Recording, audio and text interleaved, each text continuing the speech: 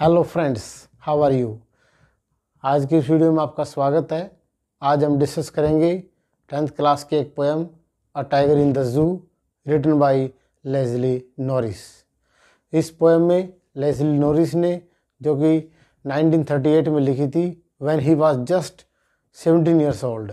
इस पोएम में Leslie Norris ने बताया है कि कैसे इंसान ह्यूमन अपने अम्यूज़मेंट के लिए, अपने एंटरटेनमेंट के लिए एनिमल्स को कैप्टिविटी में और केजेस में या जूज में रखता है। He was a great lover of nature and animals.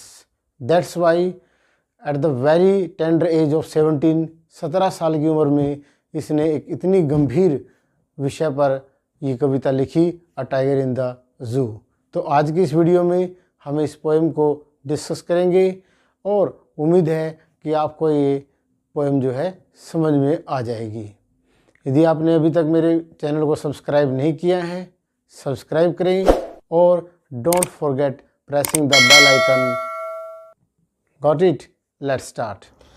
He stalks in his vivid stripes the few steps of his cage on the pads of velvet quiet in his quiet rage. Stanza number 1 में जो tiger है उसको जू में दिखाया गया है और जू में वो अपने एक पिंजरे में उसको बंद किया गया है। He stalks in his vivid stripes, और वो उसकी जो धारियां हैं वो बिल्कुल चमक रही हैं अलग अलग, और वो उस पिंजरे में कुछ कदम ही चल पाता है। Few steps of his cage, क्योंकि पिंजरा छोटा है। On the pads of velvet quiet, और उसके जो पाँव हैं, जो पंजे हैं, उनके जो बीच का जो भाग है वो मखमली गद्दे की तरह सॉफ्ट है, कोई आवाज़ नहीं हो रही है। इन इज़ क्वाइट रेज, लेकिन अंदर ही अंदर उस कैप्टिविटी में, उस जेल में, उस पिंजरे में रहने के कारण उसको बहुत ही ज़्यादा गुस्सा है। अंदर से वो बहुत गुस्से में है, लेकिन बाहर से वो दिख रहा है कि शांत। समझ में आया? तो स्टैंजा नंबर 1 में जो टाइगर है वो एक पिंजरे में है, एक कैप्टिविटी में है, जो कि इंसान ने आज अपने एंजॉयमेंट के लिए, जू में एंटरटेनमेंट के लिए उनको पिंजरे में बंद कर दिया है। सेकंड स्टैंजा हम देखते हैं। He should B lurking in Shadow. अब वो दिखाया गया है कि कैसे अपने नेचुरल हैबिटेट में, फॉरेस्ट में वो कैसे रहता है। ही should B lurking in Shadow sliding through long grass, की लंबी घास में से छिपते छिपाते हुए, नियर द वाटर होल, जहाँ पानी का तालाब या कोई वाटर होल है, वाटर बॉडी है, उसके आसपास वो घात लगाता है, बैठता है, अपने खाने का इंतज़ार करता है, शिकार का इंतज़ार करता है। वेयर प्लम्प डेयर पास, और वहाँ से यदि कोई अच्छा मोटा ताज़ा प्लम्प फैट डियर पास करता है, गुजरता है, तो वो उस पर अटैक करके और नेचुरल ढंग से अपना जो खाना है वो प्राप्त कर सके और वो खाना खा सके। उसको, उसकी नेचर है शिकार करना, and to find the prey, शिकार को ढूंढना, उसका शिकार करना और उसको खाना। तो ये उसका नेचर है, और वो इस फॉरेस्ट में अपने इस जीवन को बड़ा एंजॉय करता है। लेकिन वहीं हमने स्टैंजा नंबर 1 में देखा कि जब जो टाइगर पिंजरे में है तो वो खुश नहीं है और वो बहुत ही गुस्से में है।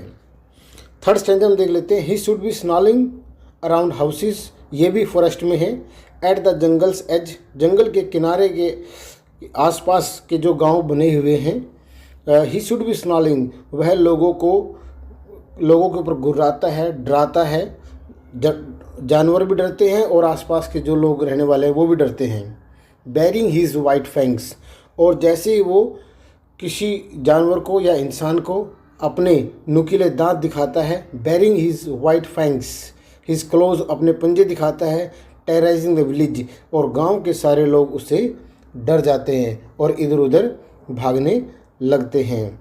तो ये एक नेचुरल फिनोमिना है जो टाइगर गांव वालों को भी, और क्योंकि वो जंगल का राजा है, सबसे ताकतवर है, उसके पंजे और उसका जो क्लॉज है और उसके जो वाइट फैंग्स हैं वो इतने ताकतवर हैं कि वो आसानी से अपने शिकार को ढूंढ लेते हैं और आसानी से खुद ही अपने लिए खाने की व्यवस्था कर लेते हैं।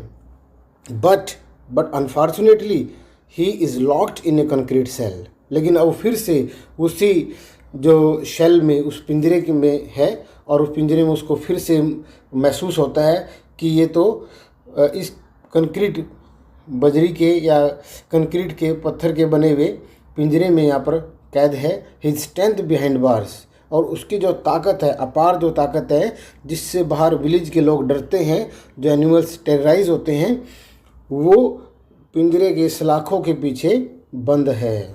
उन सलाखों के पीछे उसको कैद कर दिया गया है। Stalking the length of his cage, और वो केवल चहलकदमी करते हुए उस पिंजरे की लेंथ को ही एक किनारे से दूसरे किनारे तक ही जा सकता है। इग्नोरिंग विजिटर्स, और आसपास जो उनको देखने वाले लोग जू में आए हुए हैं वो उनको इग्नोर करता है। और उसको ये बात दिमाग में आती है कि यदि मैं आज बाहर होता तो मैं आसानी से, मेरा बहुत सारा यहाँ पर जो शिकार मेरे यहाँ घूम रहे हैं और मैं कुछ नहीं कर पा रहा हूँ, और मुझे यहाँ पर कंक्रीट सेल में, इस पिंजरे में बंद किया गया है। तो ये he was sad, he was upset, और वो क्वाइट रेज, गुस्से में भी है कि इंसान ने अपने अम्यूज़मेंट के लिए, ये एक मेन कंट्रास्ट इसमें बनता है कि जो टाइगर है वो जब अपने नेचुरल हैबिटेट में होता है, अपने जो उसका प्राकृतिक घर है, जो जंगल है, वहाँ पर होता है, तो उसकी मनोदशा, उसका विचार, उसका सोचने का ढंग क्या होता है। और जब वो एक पिंजरे के अंदर बंद है, कंक्रीट सेल में है, तो उसका मनोदशा क्या है। He hears the last voice at night, रात में उसको आवाज़ें आती हैं। द पेट्रोलिंग कार्स, जब गश्त में घूमते हैं, जो गार्ड्स हैं वो घूमते हैं, गश्त लगाते हैं, और वो पिंजरे के अंदर बंद है, तो उसको उनकी आवाज़ें सुनाई पड़ती हैं। And stairs with his brilliant eyes, और वो अपनी जो उनकी आँखों में चमक है, और वो चमक उसको हताशा को प्रेजेंट करती है कि वो हताश है, निराश है, दुखी है।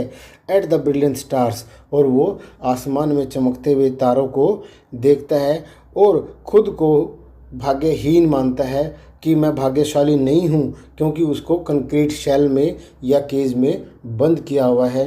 वो दुखी है इस बात से, वो इस बात से अपसेट है। इसलिए इस पोएम में क्लियर कट कंट्रास्ट या तुलना दी गई है कि एक टाइगर पिंजरे में बंद होकर कैसा महसूस करता है और पिंजरे से बाहर वो कैसा महसूस करता है। उसका अपना जो नेचुरल तरीका है जीने का, शिकार करने का और फ्री घूमने का, वो कर्टल हो जाता है, वो कट जाता है, वो छिन जाता है जब उसको एक पिंजरे में, कंक्रीट सेल में, एक केज में बंद कर दिया जाता है।